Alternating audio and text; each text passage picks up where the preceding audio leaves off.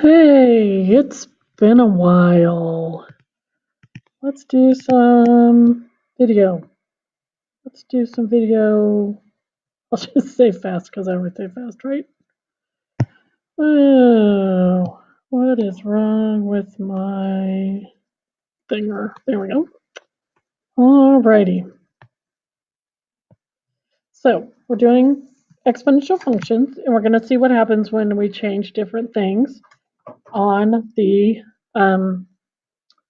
function. Okay, so we're going to fill out our table and then we're going to graph it and see what it looks like.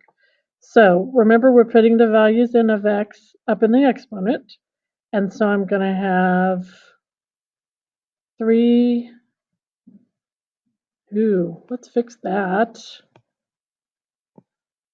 3 to the negative 3. So remember, if it's a negative exponent, that means it's the same as 1/3 to the third power, which is 1 over 27. So our point is -3, 1/27. Our next one is 3 to the negative 2. So it's 1 over 3 squared, which is 9. So it's 1 over 9. -2, 1 over 9. -3 to the negative 1 is going to be 1/3. 3 to the 0 is going to be 1. 3 to the 1 is 3. 3 squared is 9. So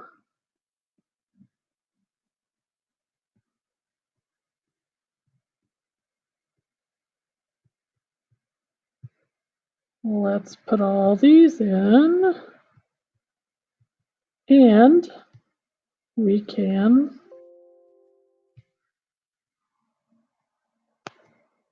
try to graph it on this little graph. Okay, so I'm going to start with my whole numbers. So I have 0, 1. I have 1, 3. And I have 3, 9. 1, 2, 3, 4, 5, 6, 7, 8, 9. Okay, so there's my graph. And then -1 is 1/3. And then 1/27th, or 1/9, and 1/27th. And it's going to get closer and closer to 0, but it's not going to reach 0. So it's going to look something like that. All right, and we will talk about what all that means in just a second. But first, let's write down our exponential function. This is the form. It's not really a parent function, but we call it the parent function. It's a times b to the x. A is a number that changes y and makes it either bigger or smaller, which stretches out your exponential function. And b, so it's kind of like a shift. It's not really a shift. B is a steepness. So the bigger b gets, the faster it rises. So is it increasing or decreasing? It's increasing. The y-intercept is 0, 1. There is no value of where f of x equals 0 because it doesn't touch. So if we look at the rate of change between 0 and 1, it goes up to and over 1. So the range is, the slope is 2. And then if you take 1 and 2, the slope actually goes up 6 and over 1. So the slope changes from 2 to 6 because it's not linear. This is just an estimation. Okay, so the domain is going to start at the left and go to the right, and it goes to the left forever, and it goes to the right forever. So the domain is going to be all real numbers. Remember, all real numbers has to be positive and negative both, not just positive. The range is going to start close to 0 but never be 0.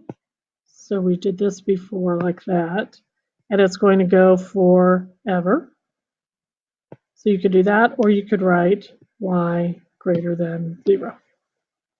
Okay, so let's try something that's got a value for a besides 1. So let's do 2 times 3 to the x. So I'm going to go back up to my table that I made, and I'm going to just add on a little place over here with 2 times 3 to the x. So basically, our x values just doubled because we're multiplying everything we got for our f of x right here times 2. So we're going to have 2 over 27, 2 over 9, 2 over 3, 2, 6, and 18. So those are going to be our new points. So I'm going to change colors, see how this works. Okay, so I'm going to put a point at, I'm going to start with my whole numbers, 0, 2, 1, 6, and 218 is going to be way up here somewhere.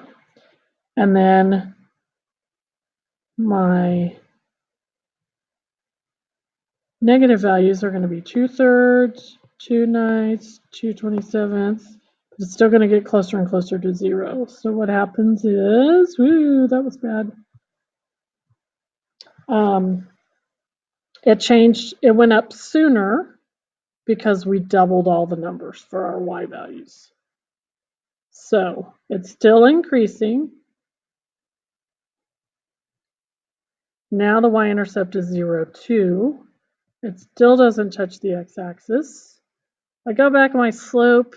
Now my slope is way steeper between 0 and 1. It's 1, 2, 3, 4. And between 1 and 2, it's 12. Still all real numbers. Y is still greater than 0. Okay, so what would happen if we did 2 times 3 to the x, which we just did? So it got steeper faster.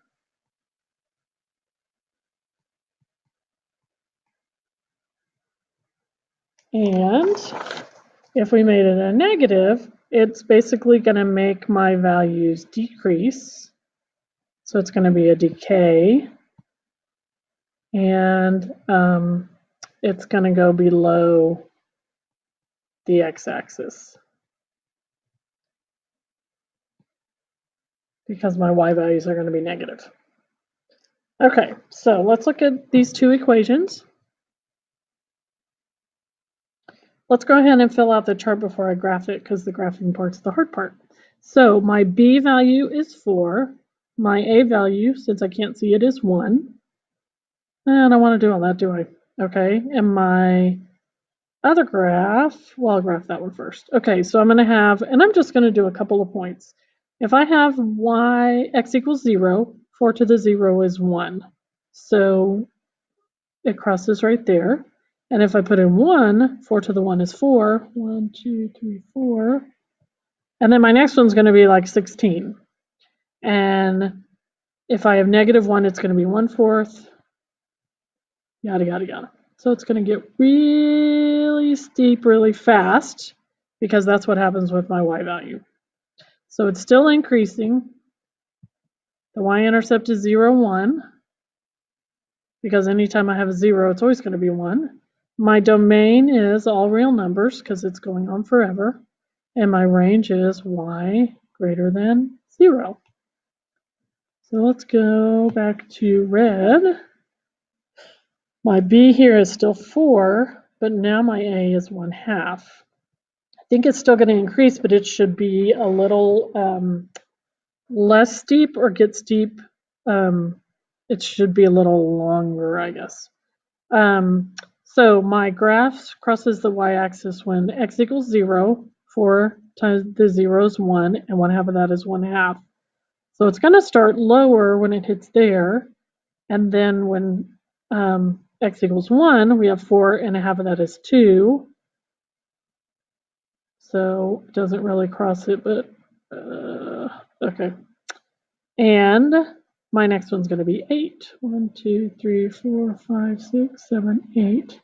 So it's kind of hard to tell because it's just half as big, but it's going to be, everything's going to be a little lower and it's going to go up a little later. I'm talking about kind of on my x-axis.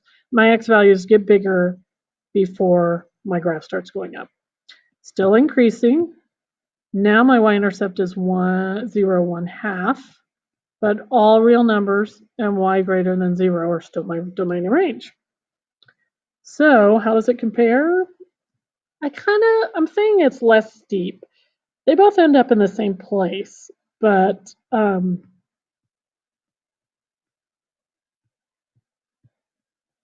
it takes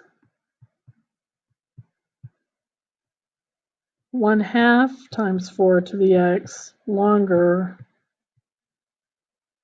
to increase fast, right? So it's not increasing, it increases fast, but it's like your x values are bigger before it starts increasing. That's kind of hard to say. Okay, so let's do one more. Okay, what happens if I have my b value is 1/2? So if I have 1/2 to the negative third, I'm probably going to just put it in my calculator, but the negative 3 is going to make it flip over, and 2 to the third is 8. Then I have 1/2 to the negative 2. The negative makes it flip over. 2 squared is 4. 1/2, negative 1 makes it flip over. 2 to the 1 is just 2. 1/2 to the 0 is 1. 1/2 to the 1 is 1/2. And 1/2 squared is 1/4. So let's plot these. So now I have negative 3 is 8.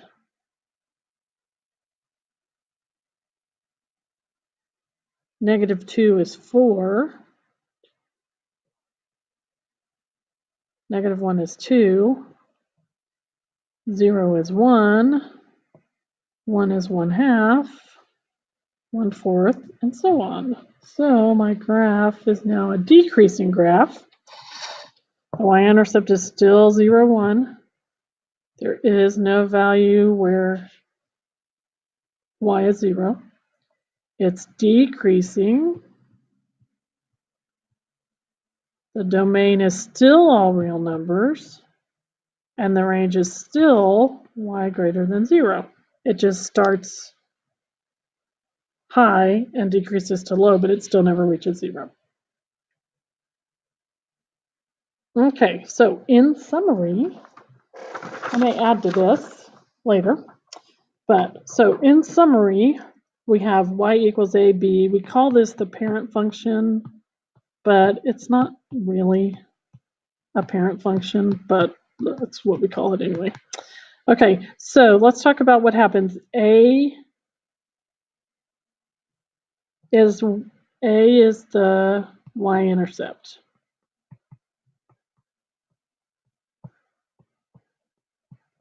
Or, yeah. So when b is a fraction, it's a decreasing exponential. When b is greater than 1, it's an increasing exponential.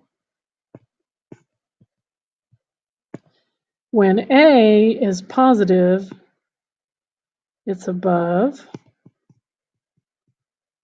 the x-axis in this case, although it's not always the x-axis. And when a is negative, it flips up or down. In this case, it's going to be below, and it decreases.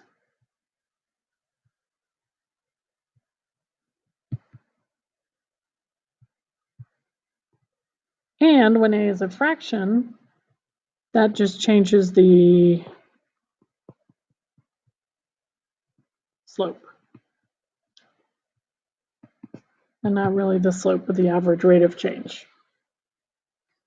Okay, I'm probably going to have some extra stuff to tell y'all, and we'll talk more about what happens when A and B change. But I think that's enough information to get you through the practice, and we can answer questions in class.